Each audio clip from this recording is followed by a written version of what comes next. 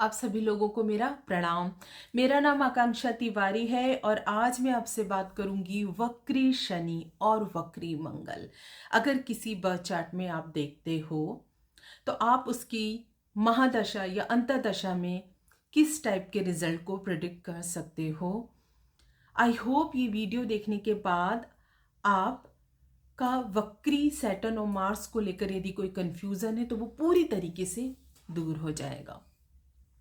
सबसे पहले यहाँ पे ये समझने वाली बात है कि सैटर्न और मार्स कैसे प्लैनेट है। सैटर्न और मार्स मैलेफिक प्लैनेट है, तामसिक प्लैनेट है। दूसरी बात, राहु और केतु ऑलवेज रेट्रोग्रेड होते हैं। सूर्य और चंद्रमा कभी रेट्रोग्रेड होते ही नहीं हैं। तो कौन से प्लैनेट रेट्रोग्रेड हो सकते हैं? सैटर्न, मार्स, जुपिटर, मरकरी और वीनस। आज के वीडियो में हम सैटर्न और मार्स की बात कर रहे हैं क्योंकि ये एक ही कैटेगरी में आते हैं। नेक्स्ट वीडियो में हम जुपिटर, मरकरी और वीनस की बात करेंगे। तो सैटर्न और मार्स मैलेफिक और तामसिक कैटेगरी में आते हैं, इसलिए इस वीडियो में हम वो दोनों की बात कर रहे हैं। कोई भी प्लैनेट तीन स्थितियों में होता है: डायरेक्ट, स्टेशनरी और रेट्रोग्रेड। अब यहाँ पर डायरेक्ट और रेट्रोग्रेड तो आपने सुना होगा। अब ये स्टेशनरी क्या है?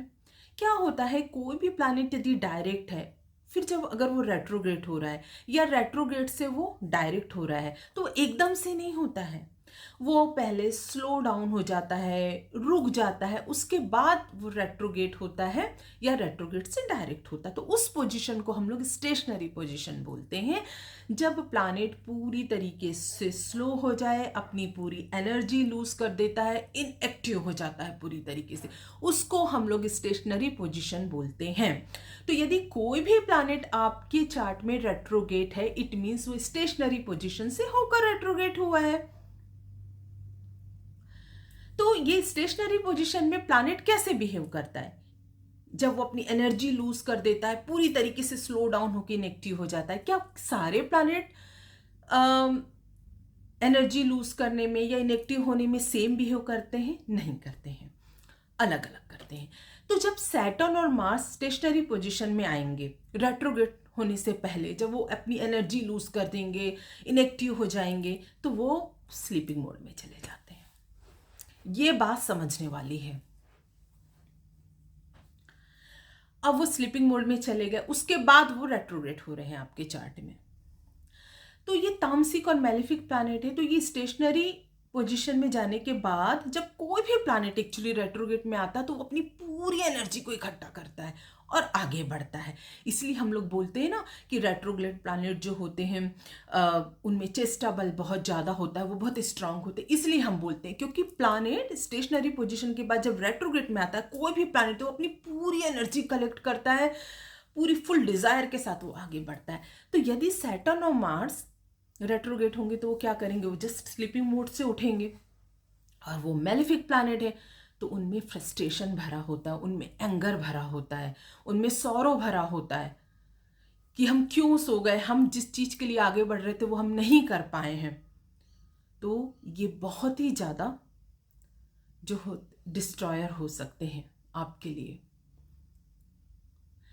सैटर्न और मार्स क्योंकि मैलेफिक प्लैनेट हैं और जब ये रेट्रोग्रेड होंगे तो ये एंगर फ्रस्ट्रेशन के साथ आगे बढ़ेंगे। तो जिस साइन में हो, जिस हाउस में हो, उसको पूरी तरीके से ये डिस्ट्रॉय करने की ताकत रखते हैं। तो अब यहाँ पे कॉमन सेंस यूज कीजिए कि यदि किसी चार्ट में सैटर्न और मार्स अगर रेट्रोग्रेड हैं तो क्या उनका स्ट्रांग होना अच्छी बात है? क्या उनका केंद्र त्रिकोण में ओन साइन का होना, एग्जाल्टेड साइन का होना क्या अच्छी बात है? नहीं है अच्छी बात। तो जब सैटर्न और मार्स को हम किसी भी चार्ट में रेट्रोग्रेड देख रहे हैं तो हमें यह देखना है कि क्या वो ओन साइन का है, क्या वो एग्जाल्टेड है, उच्च राशि का है, क्या वो बेनिफिक हाउसेस में है, केंद्र त्रिकोण में है। यदि है तो इट्स नॉट गुड, क्योंकि फिर वो तो बहुत और स्ट्रांग हो जाएंगे, वो तो और एंगर फ्रस्ट्रेशन के साथ आगे बढ़ेंगे और उस हाउस को पूरा डिस्ट्रॉय कर सकते हैं, उस साइन को भी डिस्ट्रॉय कर सकते हैं। तो इट्स नॉट गुड। तो बेसिकली कंक्लूजन ये है कि सैटर्न और मार्स यदि वक्री हैं तो उनका केंद्र त्रिकोण में ओन साइन में एग्जाल्टेड होना ठीक बात नहीं है। ये पहली बात। दूसरी बात, ये किस स्थिति में अगर सैटर्न और मार्स वक्री हैं हमारे चार्ट में, तो किस स्थिति में फिर ये अच्छे रिजल्ट दे सकते? कोई तो स्थिति होगी जब हम इनसे अच्छे रिजल्ट पा सकते हैं। जी हाँ, यदि ये 6, 8, 12 हाउसेस में ओन साइन के या एग्जाल्टेड साइन के हो जाए। मैंने ऐसे क्यों बोला कि यदि सैटर्न या मार्स 6, 8, 12 में आ जाए और अपनी ओन साइन में हो या एग्जाल्टेड साइन में हो तो ही वो अच्छे रिजल्ट देंगे, क्योंकि तब वो विपरीत राजयोग की स्थिति में आ जाएंगे। तो सिर्फ विपरीत राजयोग की स्थिति आने पे ही ये वक्री सैटर्न और मार्स जो है आपको अच्छे रिजल्ट देंगे। अगर ये 6, 8, 12 में ही आ गए, लेकिन अगर ये नीच के हो गए तो भी ये अच्छे रिजल्ट आपको नहीं देंगे। तो अब आप इजीली ये पॉइंट समझ गए होंगे कि सैटर्न और मार्स अगर वक्री हो तो कैसे हम उसकी महादशा अंतर्दशा को प्रिडिक्ट कर सकते हैं। सैटर्न और मार्स यदि केंद्र या त्रिकोण में ओन साइन या एग्जाल्टेड हो जाए तो वो कर्स की तरह बिहेव करने लगते हैं, इस काइंड ऑफ अ कर्स। और ये जो भी मैंने आपको पॉइंट बताए और आज तक आप जो भी फॉलो करते आ रहे थे, आप इसको लगा कर देखिए। नेक्स्ट वीडियो में हम बात करेंगे कि वक्री गुरु, वक्री बुध और वक्री शुक्र कैसे रिजल्ट देते हैं।